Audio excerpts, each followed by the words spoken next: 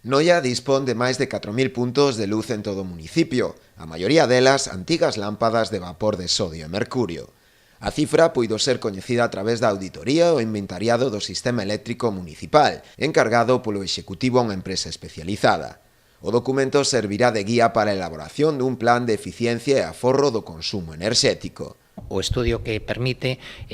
por unha parte, determinar a ubicación deses distintos puntos de luz con as coordenadas, con, digamos, que facilita ese traballo de seguimento. Por outra banda, permite facer unha valoración de cantas son as lámparas que hai que sustituir de querer ir implantando LEDs en todo o concello e tamén permite facer un cálculo do que sería o aforro derivado da instalación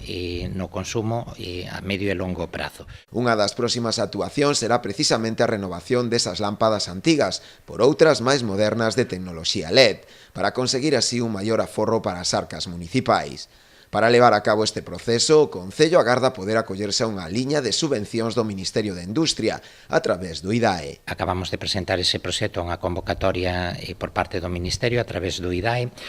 no que o Concello pretende optar a unha subvención de prácticamente 600.000 euros, 560.000, de tal xeito que permitirían pois sustituir e renovar, de ser concedida, un porcentaxe importante das lámparas de cando menos do casco urbano, reducindo significativamente o consumo e tamén posibilitando unha repotenciación dos cuadros que hai instalados neste momento, porque ao instalar lámparas LEDs se pode baixar a potencia contratada, se pode incluso en algún caso prescindir de algún dos cuadros que está, ao ser menos potencia contratada, pois poderían unificarse nun único cuadro, co cual reduciría o número de contratos que ten o Concello ca empresa suministradora.